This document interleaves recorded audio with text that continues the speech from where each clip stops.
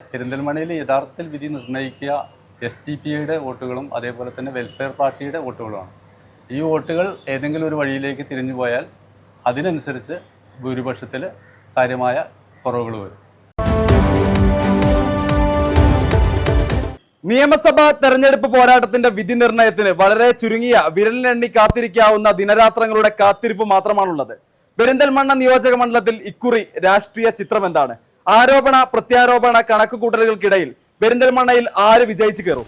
പെരിന്തൽമണ്ണ നിയോജക മണ്ഡലത്തിന്റെ രാഷ്ട്രീയ ചിത്രം എന്ത്? വിധി നിർണയത്തിന്റെ അവസാന ഘട്ടത്തിൽ ഇരു മുന്നണികളും വലിയ പ്രതീക്ഷയോടെയും ആത്മവിശ്വാസത്തോടെയും മുന്നോട്ട് പോകുമ്പോൾ ഇക്കുറി പെരിന്തൽമണ്ണയിൽ നിന്ന് ആര് വിജയിച്ചു കയറും? പെരിന്തൽമണ്ണ നിയോജക മണ്ഡലത്തിന്റെ രാഷ്ട്രീയ ഭാവി എന്ത്? പെരിന്തൽമണ്ണയുടെ രാഷ്ട്രീയ കാറ്റ് ഇക്കുറി എങ്ങോട്ട് വീശും? പെരിന്തൽമണ്ണ നിയോജക മണ്ഡലത്തിലെ രാഷ്ട്രീയ തെരഞ്ഞെടുപ്പ് വിശകലനവുമായിക്കൊണ്ട് മലയാള മനോരമ റിപ്പോർട്ടറും മുതിർന്ന മാധ്യമ പ്രവർത്തകനുമായ മണികണ്ഠൻ കുളത്തൂർ ചാനൽ 10 പ്രേക്ഷകരോട് മനസ്സ് തുറക്കുന്നു. എന്തായാലും തെരഞ്ഞെടുപ്പ് വിധി നിർണയത്തിന് ഇനി കുറഞ്ഞ ദിവസത്തെ കാത്തിരിപ്പ് മാത്രമാണുള്ളത്. പെരിന്തൽമണ്ണയിലെ മുന്നണികളെല്ലാം വലിയ ആത്മവിശ്വാസത്തോടു കൂടെയാണ് ഈ അവസാന ഘട്ടത്തിലുള്ളത്. 8,000-നും 10,000-നും ഇടയിലുള്ള വലിയ ഭൂരിപക്ഷത്തോടു കൂടെ വീണ്ടും വിജയിച്ച് കയറുമെന്ന് UDF പറയുമ്പോൾ കുറഞ്ഞ ഭൂരിപക്ഷത്തോടെ എങ്കിലും വിജയിച്ച് കയറാമെന്ന് LDF-ഉം ആത്മവിശ്വാസം പ്രകടിപ്പിക്കുന്നുണ്ട്. എങ്ങനെയാണ് താങ്കളുടെ വിലയിരുത്തൽ? നിലവിൽ പെരിന്തൽമണ്ണയിലെ നിലവിലെ വോട്ടിംഗ് നിലയും അതേപോലെ തന്നെ മറ്റ് സാഹചര്യങ്ങളൊക്കെ വിലയിരുത്തുമ്പോൾ സ്ഥിതി തികച്ചും UDF-ന് അനുകൂലമാണ്. അതേസമയം തന്നെ പെരിന്തൽമണ്ണയിൽ യഥാർത്ഥത്തിൽ വിധി നിർണ്ണയിക്കുക SDP-യുടെ വോട്ടുകളും അതേപോലെ തന്നെ വെൽഫെയർ പാർട്ടിയുടെ വോട്ടുകളുമാണ്. ഈ വോട്ടുകൾ ഏതെങ്കിലും ഒരു വഴിയിലേക്ക് തിരിഞ്ഞു പോയാൽ അതിനനുസരിച്ച് ഭൂരിപക്ഷത്തിൽ കാര്യമായ കുറവുകൾ വരും. അപ്പോൾ യഥാർത്ഥത്തിൽ UDF-ന് അനുകൂലമായ ഒരു ചിത്രം ഉണ്ടെങ്കിൽ തന്നെ LDF പൂർണ്ണമായിട്ടൊരു ആത്മവിശ്വാസം പ്രകടിപ്പിക്കുന്നത് ഈ ഒരു കാഴ്ചപ്പാടുകൂടി കണ്ടുകൊണ്ടാണ്. മുൻ തെരഞ്ഞെടുപ്പുകളിലെല്ലാം വിജയം വളരെ ചുരുങ്ങിയ ഭൂരിപക്ഷത്തിനാണ്. ഒരു തവണ 500 വോട്ടിന്റെ ഭൂരിപക്ഷം, പിന്നീട് 38 വോട്ടിന്റെ ഭൂരിപക്ഷം കുറഞ്ഞു വരുന്ന ഒരു സാഹചര്യം UDF-നുണ്ട്. ഇക്കുറി അത് ഇടതുപക്ഷത്തിന് വലിയ പ്രതീക്ഷ നൽകുന്നില്ല. പക്ഷേ കഴിഞ്ഞ തെരഞ്ഞെടുപ്പിൽ 38 വോട്ടിന്റെ ഭൂരിപക്ഷം എന്ന് പറയുന്നത് അത് വേറിട്ടൊരു സാഹചര്യമായിരുന്നു. പക്ഷെ അങ്ങനത്തെ ഒരു സാഹചര്യം അല്ല നിലവിലുള്ളത്. അതുകൊണ്ട് തന്നെ അത് ഒരിക്കലും LDF-നും പ്രതീക്ഷ പകരൊന്നും തോന്നുന്നില്ല. നമ്മുടെ പെരിന്തൽമണ്ണ നിയോജക മണ്ഡലത്തിൻ്റെ ഒരു നിലവിലെ സാഹചര്യം എന്താ വെച്ചാൽ ശരിക്കും 244 ബൂത്തുകളാണുള്ളത്. ഈ ബൂത്തുകളിൽ ആദ്യം വോട്ടിടുന്ന സാധാരണഗതിയിൽ മേലാറ്റൂരാണ്.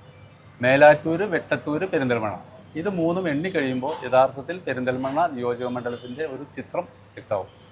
കാരണം ആദ്യത്തെ 2 പഞ്ചായത്തുകൾ UDF-ന് വളരെ വലിയ മൃഗീയമായി സപ്പോർട്ട് ചെയ്യേണ്ട പഞ്ചായത്താണ്. പെരിന്തൽമണ്ണ മുനിസിപ്പാലിറ്റിയിൽ എത്തുമ്പോൾ അത് സ്വാഭാവികമായിട്ടും LDF-ന് നന്നായിട്ട് സപ്പോർട്ട് ചെയ്യേണ്ട ഒരു നഗരസഭയാണ്. അവിടെ എത്തുമ്പോൾ നമുക്ക് യഥാർത്ഥത്തിൽ പെരിന്തൽമണ്ണയിൽ ആര് ജയിക്കും കൃത്യമായിട്ട് അറിയാൻ സാധിക്കും. പെരിന്തൽമണ്ണ നിയോജക മണ്ഡലത്തിലെ മുനിസിപ്പാലിറ്റി അടക്കം എല്ലാ പഞ്ചായത്തുകളും ഇക്കുറി UDF-നൊപ്പം നിന്ന വലിയ ഒരു ആത്മവിശ്വാസം അവർക്കുണ്ട്. ആ ഒരു ആത്മവിശ്വാസം കൂടുതൽ ഭൂരിപക്ഷത്തോടു കൂടെ UDF-ന് വിജയിച്ച് കയറാമെന്ന വലിയ ഒരു ആത്മവിശ്വാസം നൽകുന്നില്ല. നിലവിലെ 16,000 വോട്ടിന്റെ ഭൂരിപക്ഷം എന്ന് പറയുന്നത് ഒരു വലിയ ഭൂരിപക്ഷമാണ്. പക്ഷേ ഈ തദ്ദേശ തെരഞ്ഞെടുപ്പിന്റെ ഭൂരിപക്ഷം ഒരിക്കലും നമുക്ക് നിയമസഭാ തെരഞ്ഞെടുപ്പിൽ പ്രതീക്ഷിക്കാൻ വയ്യ. അത് കാരണം അത് തദ്ദേശ തെരഞ്ഞെടുപ്പ് ഒരിക്കലും ഒരു രാഷ്ട്രീയ അടിസ്ഥാനത്തിൽ അല്ല പൊതുജനം കാണുന്നത്. അത് സ്വാഭാവികമായിട്ട് രാഷ്ട്രീയ കക്ഷികൾക്ക് അറിയാം. പക്ഷേ അതേസമയം അവർക്ക് വലിയൊരു ആത്മവിശ്വാസം നൽകുന്നതാണ് തദ്ദേശ തെരഞ്ഞെടുപ്പിൽ ലഭിച്ചിട്ടുള്ള ഇത്രയും വലിയൊരു ഭൂരിപക്ഷം.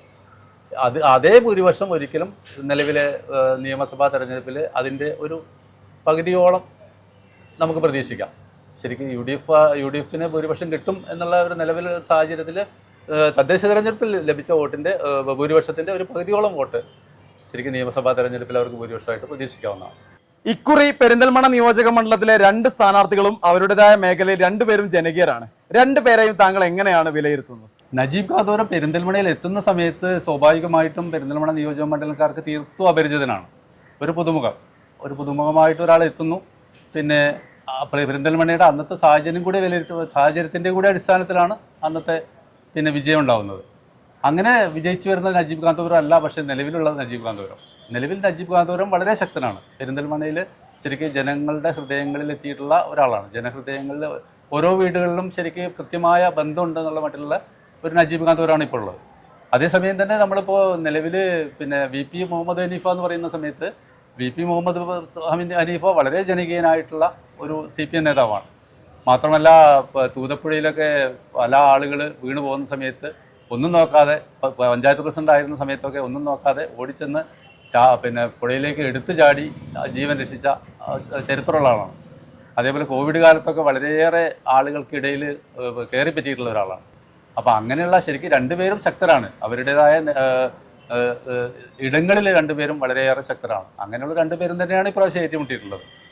അതുകൊണ്ട് തന്നെ അതിൻ്റേതായ അവരുടെ വ്യക്തിപരമായ വോട്ടുകളും പിന്നെ അവർക്ക് ലഭിക്കാവുന്ന അങ്ങനെ ചില പോക്കറ്റുകളിൽ നിന്നുള്ള വോട്ടുകളും ഒക്കെ ഈ തെരഞ്ഞെടുപ്പിനെ സ്വാധീനിക്കാനുണ്ട്. നിലവിലെ സാഹചര്യത്തിൽ വെൽഫെയർ പാർട്ടി SDPI വോട്ടുകൾ മണ്ഡലത്തിലെ പ്രധാനപ്പെട്ട സ്വാധീന ഘടകമാണ്.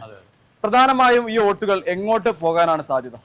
പെരിന്തൽമണ്ണ നിയോജകമണ്ഡലത്തിൻ്റെ ഒരു സാഹചര്യം എന്താ വെച്ചാൽ ശരിക്കും SDPIക്കും വെൽഫെയർ പാർട്ടിക്കും വളരെ നല്ല ചില പോക്കറ്റുകളുള്ള ഒരു നിയോജകമണ്ഡലമാണ്. കുറേയേറെ വോട്ടുകൾ വെൽഫെയർ പാർട്ടിക്കാണെങ്കിലും ശരി SDPIക്കാണെങ്കിലും ശരി 4000-5000 വോട്ടുകൾ രണ്ട് കൂട്ടർക്കും ഉണ്ട്.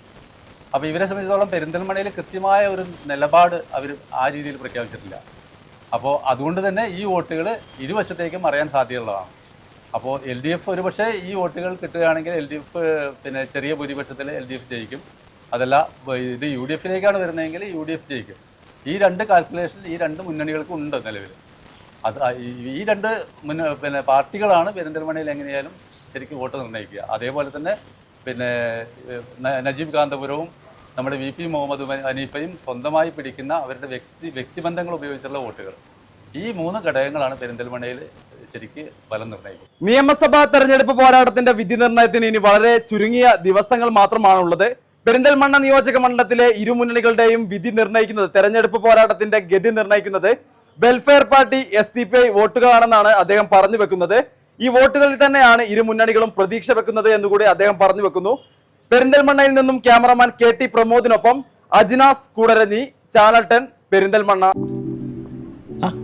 കല്യാണം കഴിഞ്ഞ് കുറച്ചു കാലം ഫാമിലി പ്ലാനിങ് ഒക്കെയാണെന്നാണ് പറഞ്ഞുകൊണ്ടിരുന്നത്. പിന്നെ പതിയെ എല്ലാവർക്കും കാര്യം മനസ്സിലായപ്പോൾ ആ പ്ലാനും കൈവിട്ടു. കുട്ടികളില്ലാത്തതിനേക്കാളും വിഷമമാണ് കുട്ടികളായില്ല എന്നുള്ള ചോദ്യം സഹിക്കുന്നത്. ഒരു ദിവസം ഇവിടെ ഷോപ്പിൽ വന്നൊരു കസ്റ്റമറാണ് ഷിഫ ഫെർട്ടിലിറ്റി സെന്ററിനെ കുറിച്ച് പറയുന്നത്.